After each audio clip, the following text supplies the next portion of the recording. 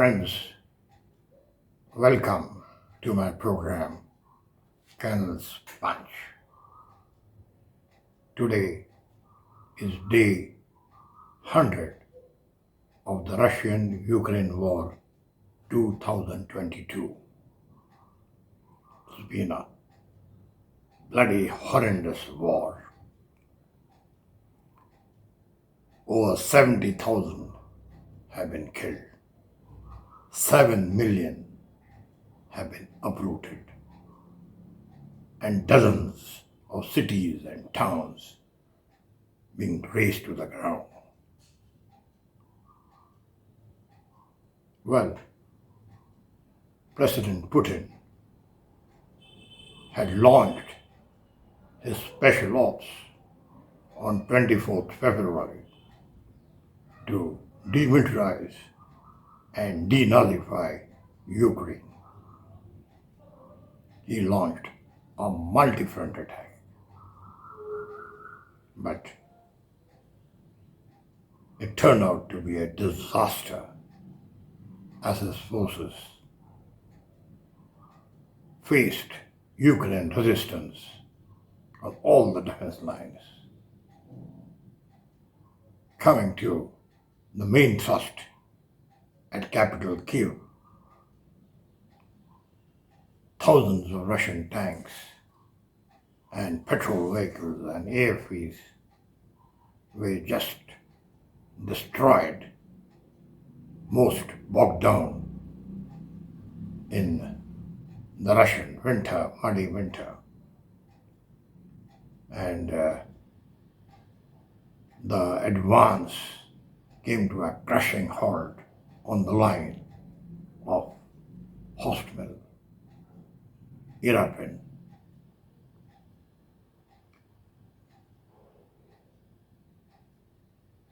Putin was totally shaken.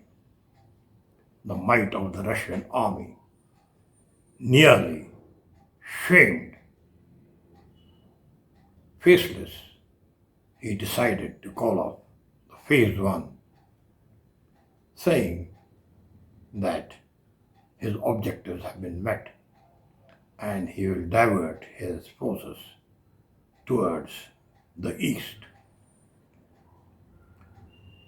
Coming down to the Ukraine side, President Zelensky was an inexperienced statesman, very young and an actor. He allowed Ukraine soil, sacred soil, to be the battleground of NATO. Actually, it was a call for slaughter. But the Ukraine forces and the civilians rose to the occasion. They fought the Russians tooth and nail, and in a tremendous fight back. Well, now let's come down to the brass tacks, the very important military review. The Russians has suffered the most militarily. Over 1,700 tanks have been knocked out of all types.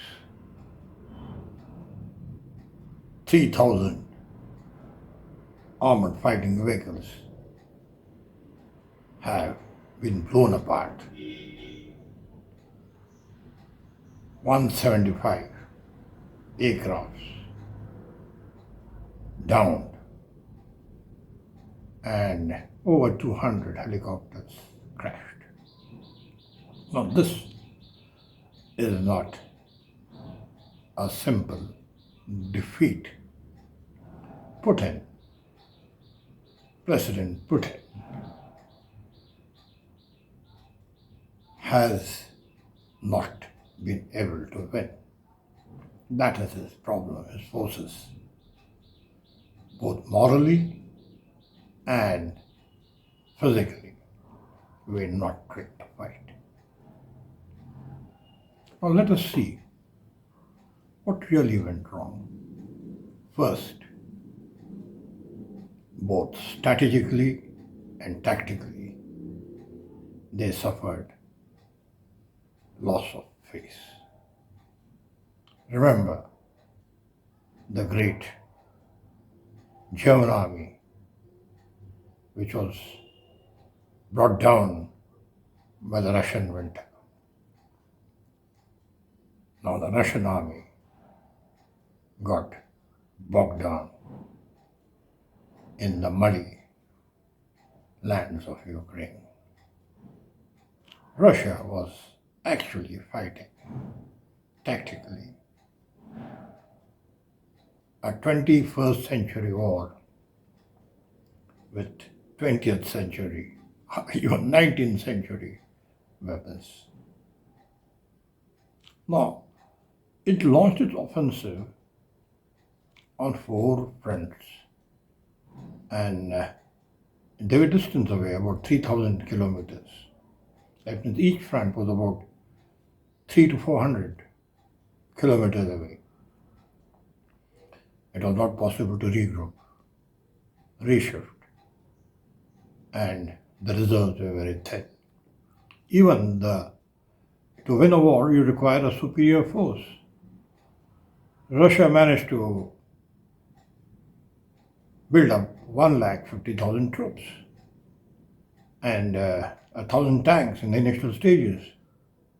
And Ukraine had the same force, and they were fighting a successive battle. Now, Russian intelligence also failed miserably because it had an easy go in 2014, but this time Ukraine and NATO had laid a trap. They had given them manpack missiles, anti-tank, air defense, stingers. Now, they created havoc. They had built up successive defense lines on canals, on water lines, and when the Russians came up to the defense lines, they were in for trouble. The javelin and anti-tank weapons and the manpads created havoc. And with the Americans and the Turkish drones, it was very easy to destroy in one go hundreds of tanks, especially those blocked on the road going to Kyiv. It was a disaster. Now, coming down to the basic, they had, for the last 4-5 years, the Russians had gone for battalion tactical groups, and they fielded nearly 100 to 150 in this Ukraine campaign. Now, these were tank heavy, artillery heavy, but it did not have the queen of the battle, that is infantry. So once they got into the battlefield, they got totally exposed. And the one who made all the difference was the famous Russian aerospace. They were not able to give air supremacy, nor even ground attack support to its troops. And that was the main reason why the Ukrainians just tore through. Now, Ukraine had great intelligence setup based basically by NATO and American satellites. So they could pinpoint and create havoc. Now, coming down to the Russian forces training, their morale was very low. And once they came and got stuck, most all the troops abandoned their tanks and weapons. And that is how those heavy casualties have taken place. They had, put in more of a spy champion could never imagine what the war is. And he lost nearly 15 generals and most of his top commanders. Now, coming down to the Ukrainian forces, basically they were 1 lakh with territorial army, well supported by, foreign legions, 50,000 of them. Now, these were all Americans and Iraqis and Iranians who have fought in those wars, and they created hell because they knew how to use weapons, and they would go on motorbikes with the Ukrainian forces and ambush the entire lot. So there was a key element that was missing, the infantry. Later, Putin got hold of Chechenians, and those forces which were fighting in Iraq, Syria and all, and pushed them into battle, and that saved the day for them, especially at Mariupol. Now, coming down to the entire setup, because it was divided over 4 fronts, 3,000 kilometers, there was a problem of command and control. And for months, time was wasted and troops exposed in battle. Now, coming down to bouncing of obstacles, you remember the Indian Army in Bangladesh in 1971 war? They crossed huge obstacles, water obstacles, 3 river obstacles, Ganga, Meghna, Brahmaputra, and within 13 days they encircled Dacca. Now it is over 100 days, neither Kyiv has fallen, nor the east is still with, Russia. So Russians most probably were forced into fight. The second was morally and mentally they are not prepared, because what President Putin told them that we'll go as liberators and we'll be welcome. Some of those prisoners, Russian prisoners taken, said we never fire around, thinking that we'll just cut through like, into the cheese. But that was not to be. Now, coming to the special ops of the Russians, the great paradrop or Antov airport heli-drop, as you may see. They came first in about 24 helicopters, followed by batches of about 24, about 100 of them. And nearly 20% got knocked down by the Stinger missiles and the AD. And when they reached the airport, they were met by the Ukrainian mechanized forces, and they hammered them. Now, these people were left fighting on the ground, and there was no link up because the armored columns were all in line along the roads and were ambushed.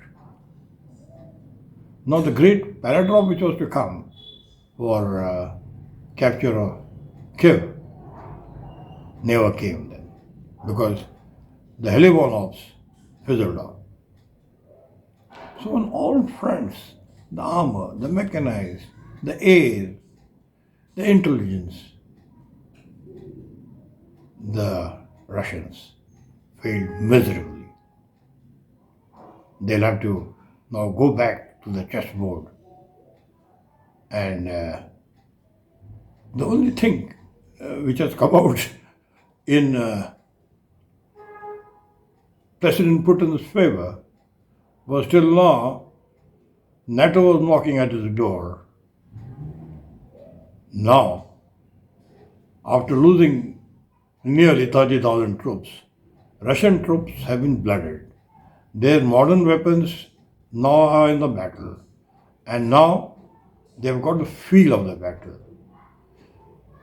They are now going to be a big problem for the NATO forces, and they are knocking at the doors of NATO. So President Biden was thinking that he'll put a lot of pressure on Russia, is now all of a sudden showing, a white flag. Remember what Henry Kissinger had said in 2019. He's 99 years old now. He had said that Ukraine must trade territory, in short, for peace. Ukraine did not. And he had prophesied then that there will be a big war. Russia has now gained control of the Black Sea. It has got the east of it.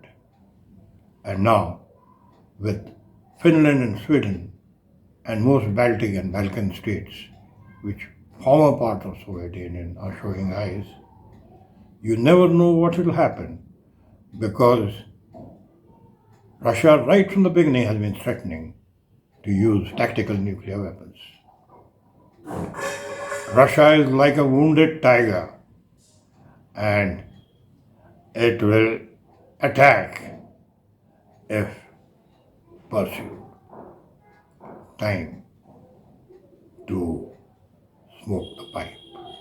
Remember what Mahatma Gandhi said: eye for an eye will make all blind. And the ancient Indian saying, the whole world is a family. So let's pray for peace. Thank you. Jai Hind.